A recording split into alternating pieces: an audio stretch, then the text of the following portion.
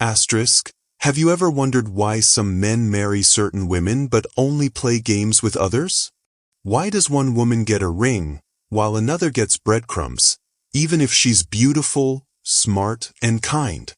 The truth is, it often has nothing to do with you, and everything to do with a man's subconscious mind. Carl Jung, the legendary psychologist, uncovered hidden forces that shape attraction, forces most people never see. He revealed that men don't just choose partners randomly. Their choices are driven by deep, unconscious archetypes, primal desires, and even unresolved wounds. So what separates the woman a man commits to from the one he only plays with?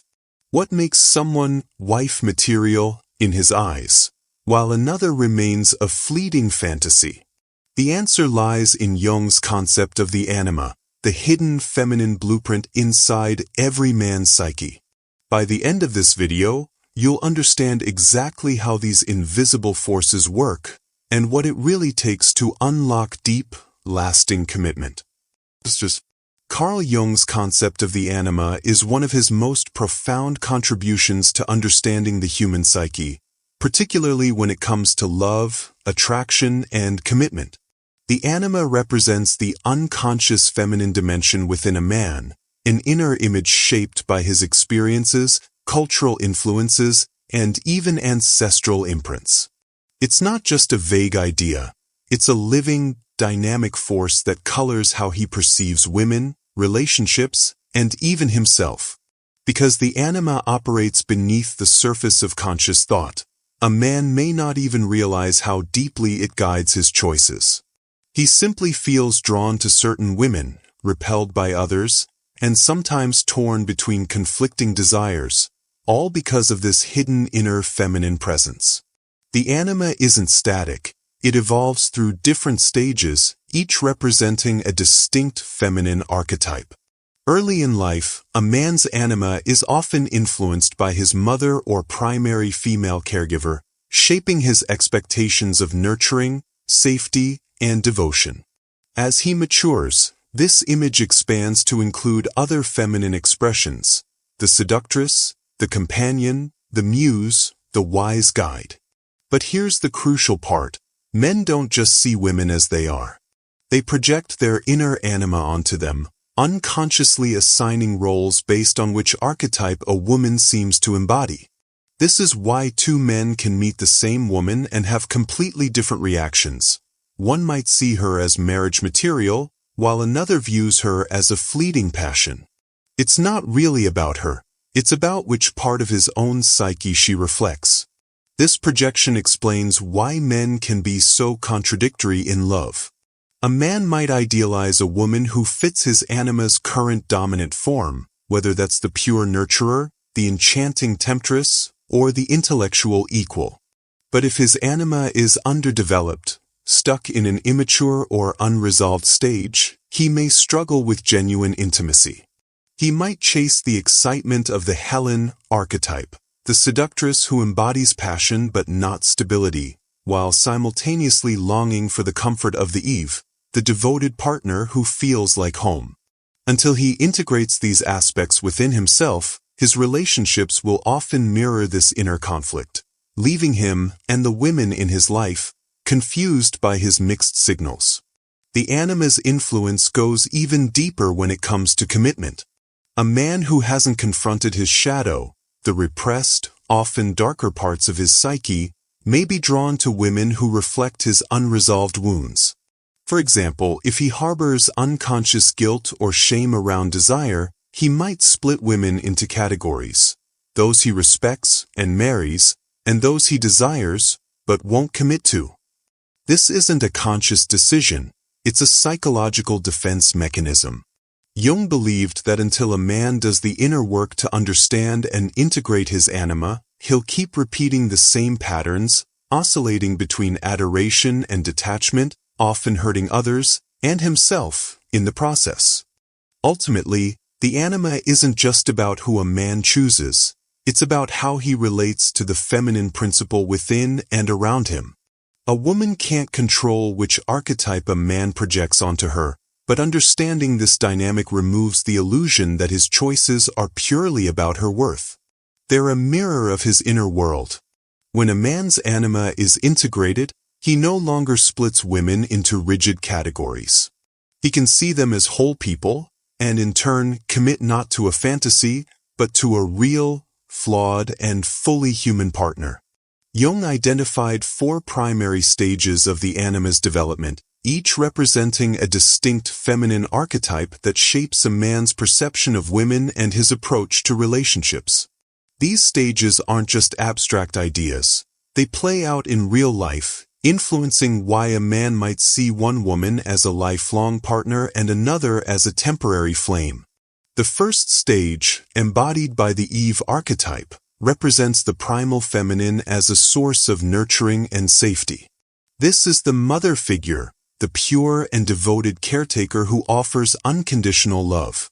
When a man's anima is dominated by Eve, he seeks stability, tradition, and a sense of home in his relationships. Women who embody this archetype often find themselves placed on a pedestal, admired for their warmth and loyalty, seen as wife material. But there's a shadow side. If a man's anima remains stuck in this stage, he may struggle with passion, viewing desire as something separate from love. He might marry the good girl, while secretly longing for the excitement he associates with other archetypes. Then there's Helen, the seductress, the archetype of raw magnetism and sensual allure. This is where things get complicated. Helen represents the intoxicating, unpredictable feminine, the woman who ignites a man's desire but doesn't fit neatly into his vision of domestic life. Men drawn to this archetype often experience intense chemistry, but relationships built on Helen's energy alone tend to burn hot and fast. Because Helen exists in the realm of fantasy, not reality. She's the muse who inspires obsession but rarely earns commitment, especially from men who haven't integrated their own shadows. A man might idealize Helen in secret, comparing real partners to an impossible standard of passion, or he might indulge in fleeting affairs with women who embody this archetype while reserving marriage for someone safer. The tragedy is that Helen is often reduced to a projection. Men rarely see the actual woman beneath the fantasy, which is why these connections often leave both parties feeling unfulfilled. The third stage, Mary, marks a turning point. Here, the anima evolves beyond the binary of saint and seductress, merging love with wisdom. Mary is the spiritual companion, the partner who is both lover and friend, who inspires growth rather than just security or excitement. Relationships rooted in this archetype have depth. They're partnerships where a man feels seen and challenged in equal measure.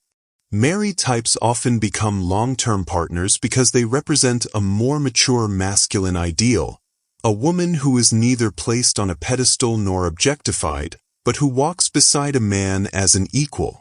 This is where real intimacy begins, because the projection starts to fade. A man with a developed anima doesn't just love Mary for what she provides. He loves her for who she is. That's why these relationships often outlast those built on the earlier archetypes. Finally, there's Sophia, the rarest and most evolved stage. Sophia is the wise guide, the feminine presence that transcends romantic roles altogether. She isn't just a partner, she's a symbol of insight, creativity, and the divine feminine. Men who connect with this archetype often do so later in life, after they've moved beyond the need for validation or conquest. Sophia inspires not just love, but transformation. She appears in a man's life as a mentor, an artistic muse, or even an inner voice guiding him toward higher consciousness. Relationships influenced by Sophia are less about possession and more about mutual evolution. However, because this archetype exists beyond conventional romance, few men encounter her in a literal partner. Instead, she often emerges in creative partnerships, spiritual connections, or the quiet wisdom of a lasting marriage that has matured beyond its early roles. The key insight here is that men don't consciously choose these archetypes. They're drawn to them based on where they are in their own psychological development. A man who hasn't reconciled his need for security with his desire for passion might vacillate between Eve and Helen, committing to one while secretly craving the other. Another man, further along his journey, might seek Mary as a partner while encountering Sophia in fleeting, profound connections that change his life without necessarily leading to traditional commitment. Understanding this isn't about labeling women or reducing them to categories. It's about recognizing that attraction is rarely personal. When a man sees a woman as wife material or just a fling, it's not about her worth. It's about which part of his psyche she resonates with. And the most empowering truth of all? A woman's power lies not in conforming to these archetypes, but in recognizing that she's infinitely more complex than any projection. Beneath the surface of romantic attraction lies a powerful psychological undercurrent, the realm of shadow work and unconscious wounds. Jung revealed that what we repress or deny in ourselves doesn't disappear. Instead, it emerges in our relationships, often in destructive or contradictory patterns. A man who hasn't confronted his shadow may find himself trapped in cycles of attraction that confuse both himself and his partners. His unresolved traumas, whether from childhood wounds, societal conditioning, or past heartbreaks, become invisible architects of his desires. This explains why some men compulsively pursue the thrill of the Helen archetype while simultaneously fearing true intimacy. The seductress represents more than just passion. She embodies the parts of himself he's afraid to acknowledge, his raw desires, his vulnerability, his capacity to lose control. In chasing her, he's not just seeking pleasure, he's unconsciously trying to integrate these forbidden aspects of himself, though he may never realize it. This internal split often manifests as a fear of vulnerability disguised as detachment. A man might indulge in passionate affairs with women who fit the Helen archetype precisely because these connections feel safely unreal. They exist in a fantasy space where he doesn't have to confront his deeper needs for emotional connection. The moment such a relationship threatens to become real, to demand genuine vulnerability, he may sabotage it or withdraw. But because his shadow contains buried fears of inadequacy, of engulfment, of repeating parental wounds that surface when intimacy deepens. Until he does the difficult work of bringing these fears into conscious awareness, he'll keep recreating the same dynamic, intense attraction without true commitment, mistaking the rush of conquest for the fulfillment of love. Society compounds this psychological dilemma through what Freud termed the Madonna-whore complex, the tendency to split women into two opposing categories, the pure, marriageable Madonna and the sensual but degraded whore. While Freud viewed this as a sexual neurosis, Jung's perspective goes deeper. He saw it not just as a sexual split, but as a symptom of a fragmented psyche. The man trapped in this complex isn't just conflicted about women, he's divided against himself. His anima remains unintegrated, stuck in early developmental stages where femininity is seen as either all-nurturing or all-consuming. This explains why some men can only commit to women they somewhat resent, the good girls they respect but don't truly desire, while reserving their passion for women they'd never take seriously. The tragedy is that neither woman gets seen as fully human. Both are reduced to projections of his inner conflict. Jung's framework offers a way out of this painful dichotomy. Unlike Freud's passive diagnosis, Jung's shadow work is an active process of reclamation. It requires a man to face what he's disowned, not just his dark desires, but his capacity for tenderness, his need for connection, his fear of being truly seen. When a man engages in this work, something remarkable happens. The projections start to fade. He no longer needs to split women into categories because he's no longer splitting himself. The Helen archetype loses its compulsive hold because he's made peace with his own passion. The Eve archetype stops feeling like a prison because he's embraced his need for security without shame. This integration is what allows for mature love, relationships where a woman can be both sensual and sacred, where commitment doesn't mean the death of desire but its deepening. The cultural implications of this are profound. We live in a world that often reinforces these psychological splits, through media that glorifies unattainable beauty standards, through religious dogmas that equate virtue with repression, through dating trends that treat intimacy as transactional. Jung's work reminds us that until we do the inner work, we'll keep acting out the same tired scripts. A man raised on pornographic fantasies may struggle to connect with real women. Another, traumatized by a distant mother, might seek nurturance in partners while punishing them for not filling that bottomless void. These aren't moral failings, they're unconscious patterns begging for awareness. The path to authentic connection isn't about blaming society or each other, but about courageously examining how our hidden wounds shape whom we love and how we love them. Ultimately, shadow work in relationships isn't about achieving some perfect, conflict-free union. It's about developing the awareness to recognize when we're acting from old wounds rather than present truth. When a man understands that his attraction to unattainable women mirrors his own emotional unavailability, or that his fear of messy passion reflects a deeper fear of his own humanity, he gains something priceless: choice.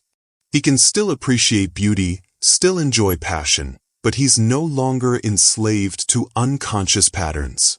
This is the gift of Jung's psychology, not just insight into why we love the way we do, but a roadmap for loving more authentically. The shadows don't disappear, but they stop holding the reins.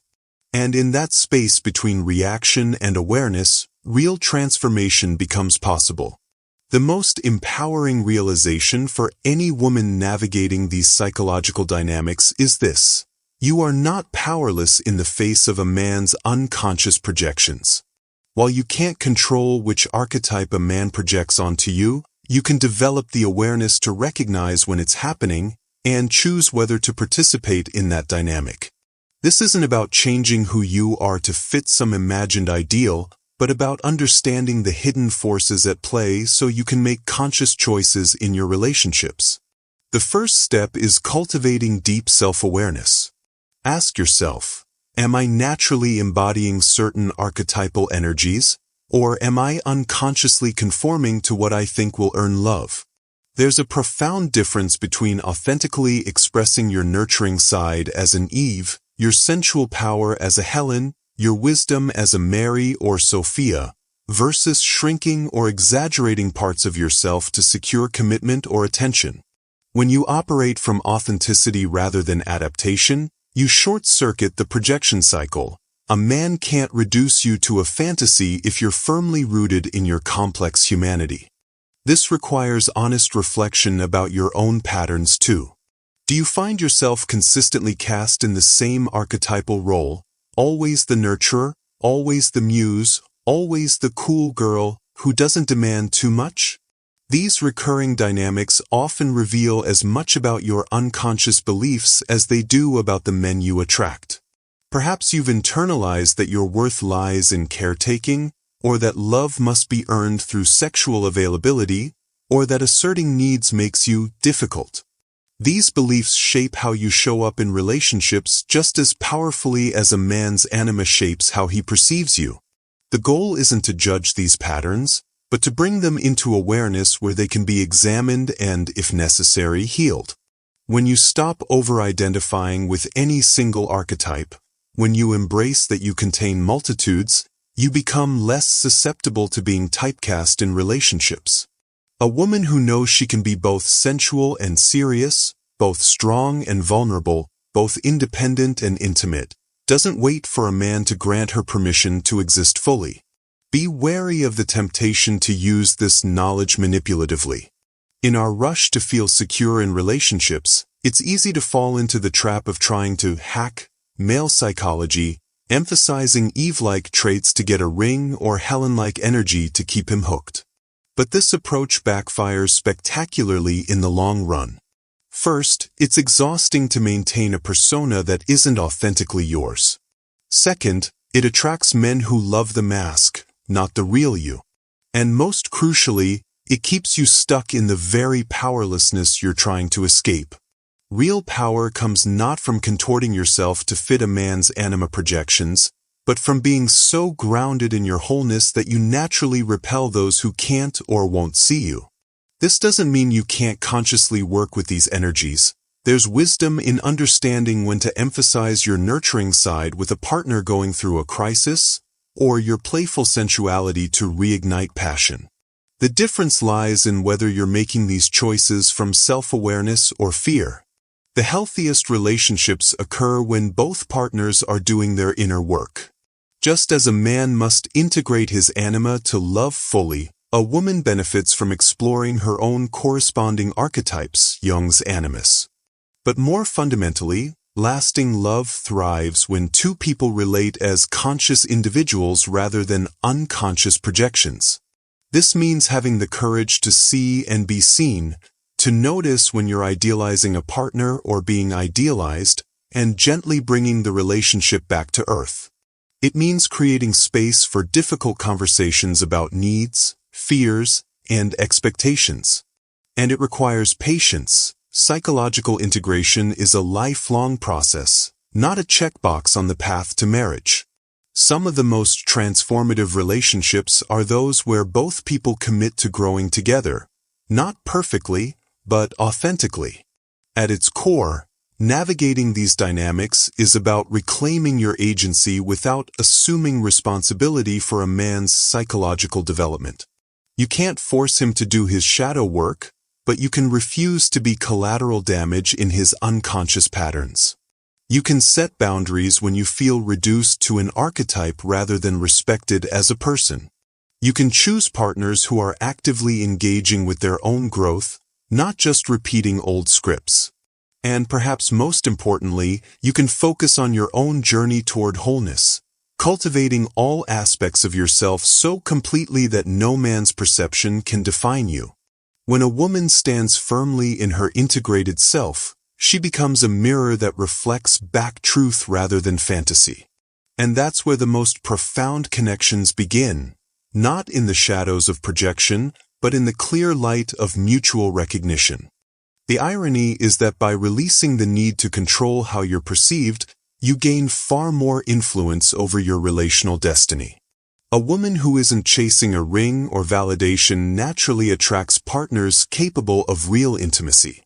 A woman who embraces her full complexity, who can be strong and soft, sensual and serious, transcends archetypal categories altogether.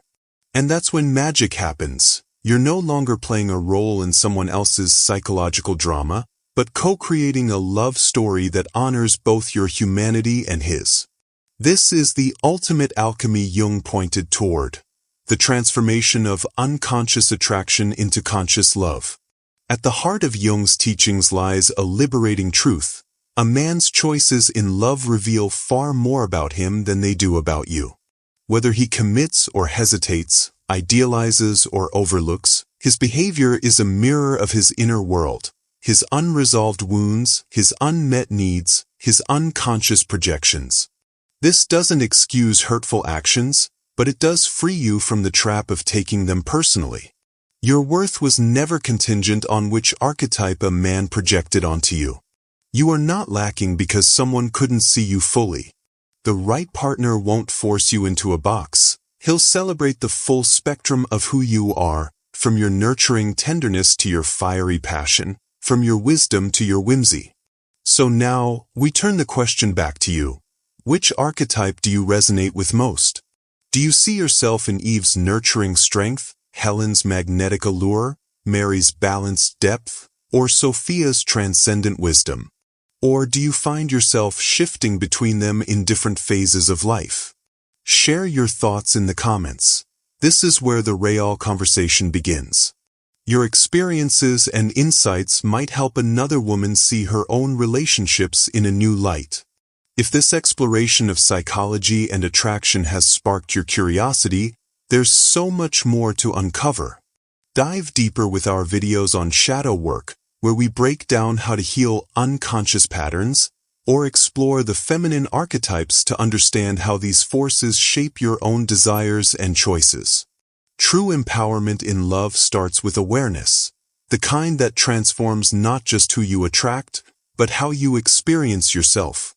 Because when you stop seeing yourself through the lens of someone else's projections, you step into the most powerful archetype of all, the woman who defines herself. Thank you for watching. If this resonated with you, don't forget to like, subscribe, and hit the notification bell so you never miss our psychology-driven content.